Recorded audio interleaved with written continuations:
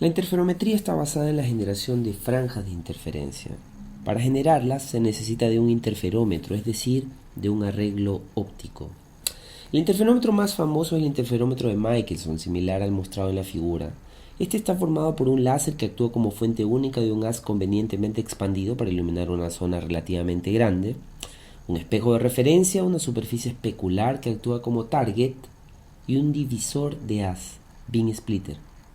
Este último es la parte principal del interferómetro, pues permite dividir el haz en dos haces coherentes. Estos dos rayos, uno proveniente del target y el otro proveniente del espejo de referencia, interfieren en una pantalla o en una cámara CCD que puede ser utilizada para capturar la imagen resultante de la interferencia de los dos haces. La interferencia es el resultado de la superposición, es decir, de la adición de los haces. Dependiendo de las distancias relativas entre el target y el espejo de referencia, los haces que alcanzan la pantalla del CCD pueden llegar con una diferencia de fase entre ellos. Cuando en cada punto de la pantalla del CCD la diferencia de fase entre los haces que interfieren es pi, la interferencia es destructiva. Un punto oscuro se observa. Cuando la diferencia de fase entre los haces que interfieren es 2pi o múltiplos de 2pi, la interferencia es constructiva. Un punto claro se observa. Las franjas de interferencia son el resultado de la superposición constructiva o destructiva sobre un conjunto de muchos puntos. La interferencia sobre todos los puntos sobre una misma franja es debida a una misma diferencia de fase entre los haces. Esto permite recuperar fácilmente los valores relativos de la fase.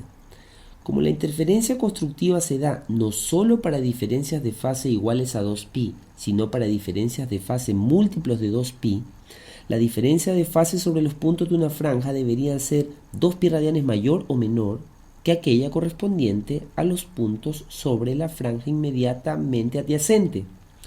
Note que, como todos los puntos de una misma franja tienen la misma diferencia de fase, las franjas son líneas de contorno del campo de fases o campo de diferencias de fase.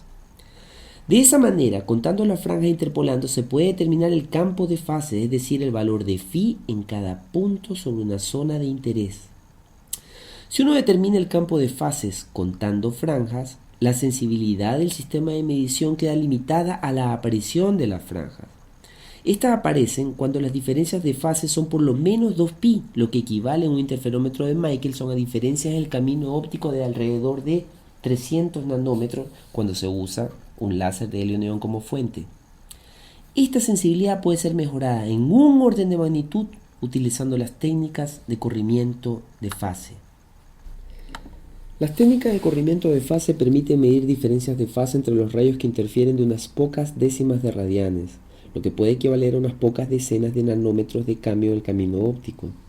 Estas técnicas permiten determinar el valor de la fase en cada punto del campo observado por la cámara, es decir, en cada píxel, independientemente de si se alcanza o no a ver una franja. El principio de funcionamiento de esta técnica es simple. El patrón de interferencia es capturado por la CCD como un mapa de intensidades, cuya relación con la fase puede ser descrita a través de la función sinusoidal mostrada. Aunque gracias a la CCD las intensidades son conocidas en cada píxel, la fase no puede ser determinada de una imagen capturada porque los valores de los factores A y B son, al igual que la fase, desconocidos. Esto significa que la función sinusoidal tiene tres incógnitas.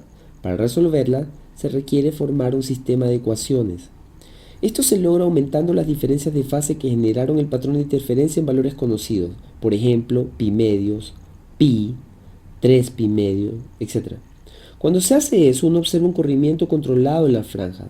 Los nuevos patrones con las franjas corridas son a su vez capturados por la cámara CCD de modo que al final se dispone en cada píxel de varios valores de intensidades relacionados a través de un sistema de ecuaciones que puede ser resuelto fácilmente usando en un algoritmo.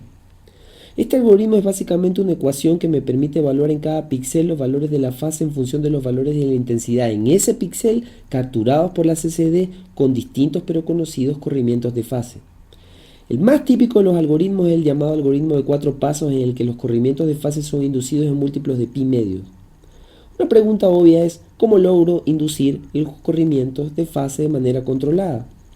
Usando un piezoeléctrico PZT colocado de modo que es capaz de mover el espejo de referencia cambiando las distancias relativas entre el espejo y el target y por lo tanto las diferencias de fase entre los rayos que interfieren.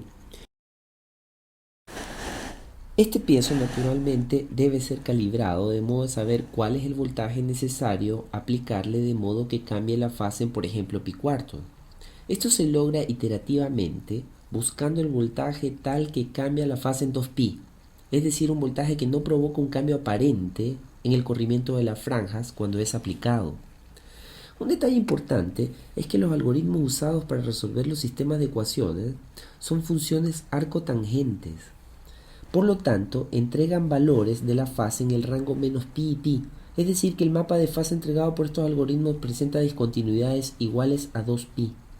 Por esta razón, este mapa de fase es a veces llamado mapa de fase envuelta. El mapa de fase envuelta en todo caso puede ser fácilmente desenvuelto utilizando algún algoritmo de desenvolvimiento de fase que escanea la imagen buscando los saltos de 2pi y corrigiéndolos. Este sencillo procedimiento permite determinar finalmente el mapa de fase, es decir, los valores de la diferencia de fase en cada punto de la zona iluminada. Ahora bien, la pregunta que uno podría hacerse es, ¿cuál es el objeto de generar patrones de interferencia? ¿Para qué encontrar el mapa de fase? ¿Cuál es su utilidad? Bueno, los patrones de franjas permiten monitorear lo que le pasa al target. De hecho, se puede llegar a medir la deformación que podría experimentar el target. Y como veremos más adelante, el mapa de fase que uno encuentra a partir de ese patrón de interferencia está directamente relacionado con el mapa de deformaciones inducido eventualmente sobre el target. La relación entre la fase y la deformación depende de la sensibilidad del interferómetro, la que a su vez es caracterizada utilizando el llamado vector de sensibilidad. Este vector es definido como se muestra en la figura a través de la suma de dos vectores unitarios que representan las direcciones de iluminación y observación del target. En el caso particular del interferómetro que hemos estado analizando, ambas direcciones coinciden, de modo que el vector de sensibilidad, independientemente de su magnitud, tiene una dirección fuera del plano formado por la superficie iluminada del target.